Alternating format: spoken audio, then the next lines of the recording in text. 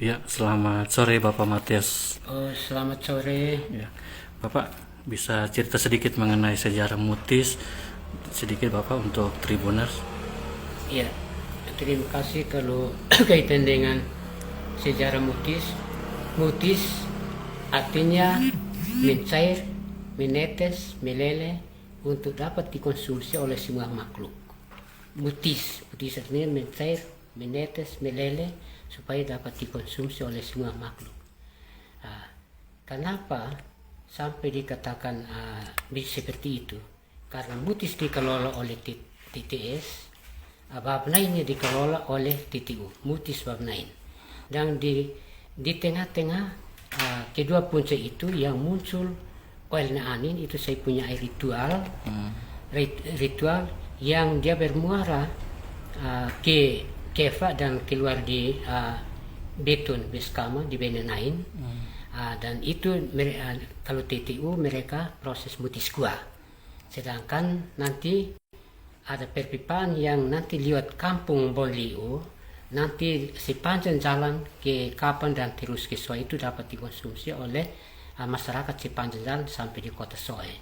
Jadi kenapa bilang mutis sebagai salah satu nona cantik? Karena dia menyusui semua makhluk yang tadi saya utarakan itu semua makhluk. Nah, ini kebetulan yang dapat dikonsumsi oleh semua makhluk dan yang dapat dikonsumsi oleh semua negara itu yang mutis gua. Jadi mutis gua itu saya punya air ritual yang proses dari mutis gua. Jadi karena 4 sumber mata air yang bersumber di Gunung Mutis, akhirnya dikatakan mutis. Dikatakan mutis. Jadi puncak tertinggi di NTT atau di Pulau Timur itu adalah mutis Warnain. Jadi mutisnya itu yang paling tinggi, 2.417 meter. Oh iya. Bapak, yang kedua, kan sekarang ini cakar alam Gunung Mutis sudah mulai terkenal di seluruh dunia, termasuk di NTT khususnya. Dan mungkin ada pesan untuk masyarakat-masyarakat yang berkunjung di cakar alam Gunung Mutis, Pak. Silakan. Nah begini, kebetulan mutis mutis dan babnain itu di cagar alam. Mutis dan babnain itu di cagar alam, tetapi saya pun tempat-tempat ritual atau seperti aset-aset pariwisata juga ada di gunung ini, yaitu panoramanya, kemudian ada savananya, kemudian ada bentingnya, kemudian ada pohon-pohon dan termasuk fauna dan flora, dan termasuk ini bonsai alam.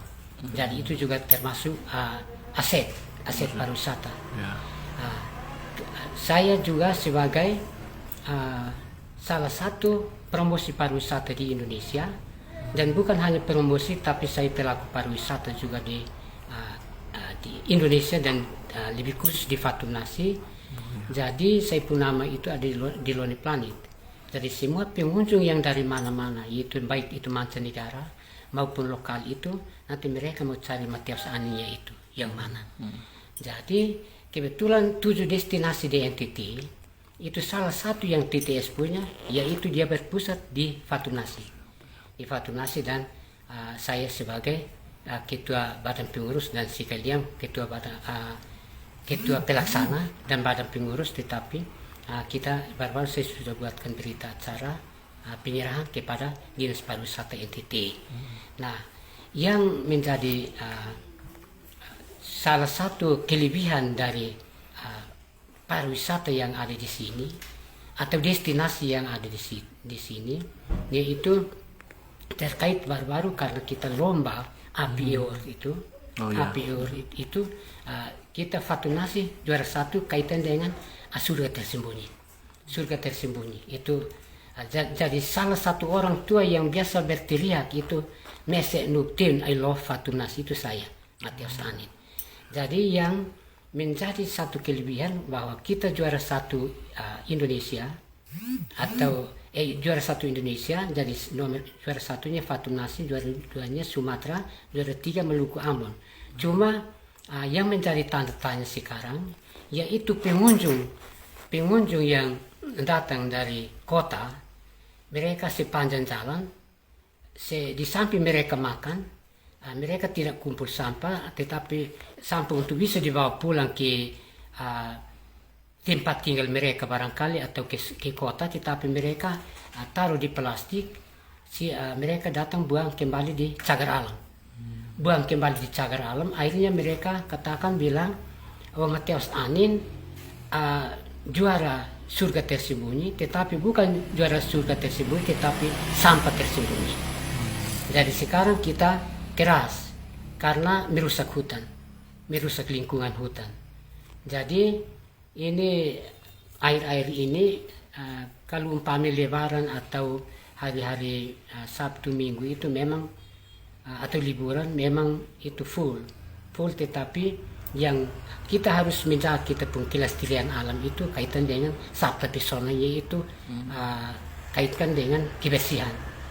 Jadi ada beberapa pengunjung, yaitu mahasiswa Mapala, Undana, dan baru-baru saya ada beberapa pemuda dari Sumatera juga. Saya manfaatkan mereka, sekalipun kamu mau menikmati alam, tetapi kalau dapat sampai itu bisa kasih tinggal di pemukiman, dan juga kalau umpamanya kalau mau masuk ke dalam juga nanti dibawa pulang juga untuk kita adakan pembakaran umum, pembakaran umum.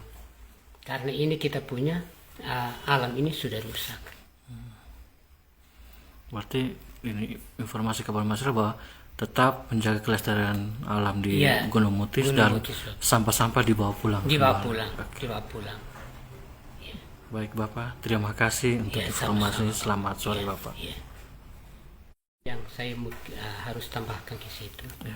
Nah ini kebetulan yang tadi saya bilang cagar alam Gunung Mutis bab Nain.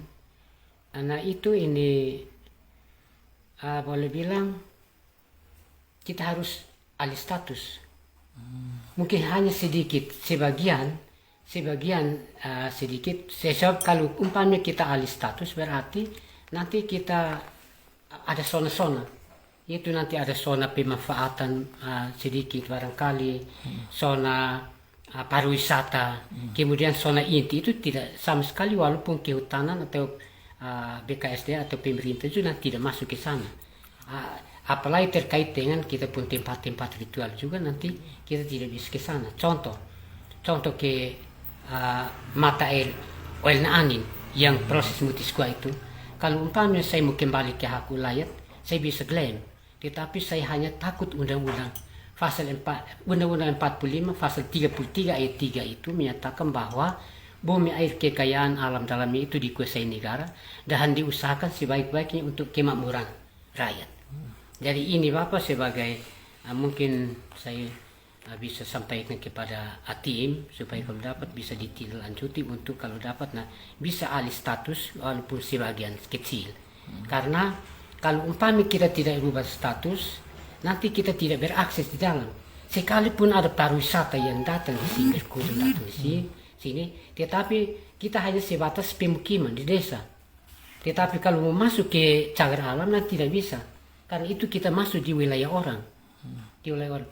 Nah, kalau umpamanya kita tidak alih status juga, nanti pelebaran jalan juga, nanti ya boleh bilang lama-lama jadi vakum dan tidak berjalan bagus.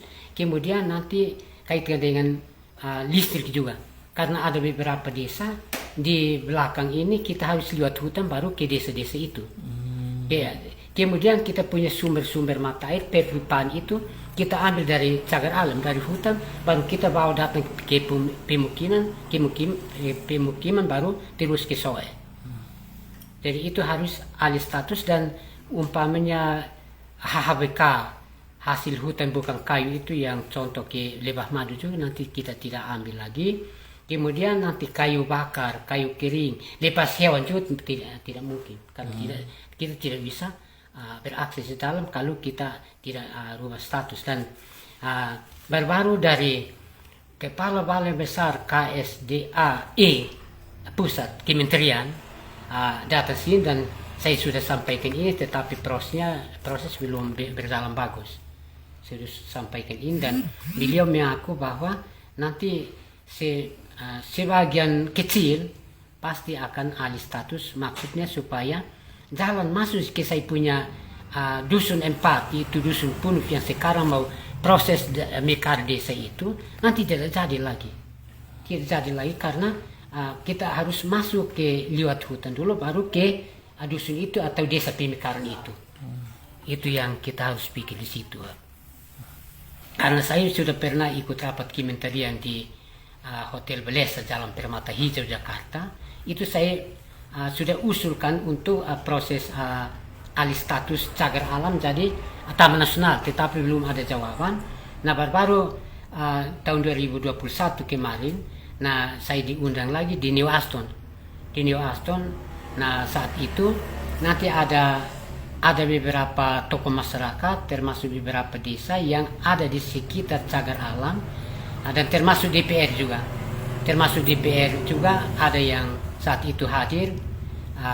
Saat itu saya bilang begini, kalau kita tidak setuju dengan alih status walaupun sedikit, nanti kita ya boleh bilang desa Nenas atau Mutis atau Nuapin dan desa-desa sekitar cagar alam, nah buatkan lapangan terbang supaya kalau dapat sumpit langsung di Eltari. Itu saya omong itu. Karena kamu tidak mungkin mau lewat hutan lagi. Karena ini orang punya hak. Kalau umpamanya kita tidak bisa alih status walaupun sedikit untuk jadikan cagar budaya atau cagar wisata. Ya.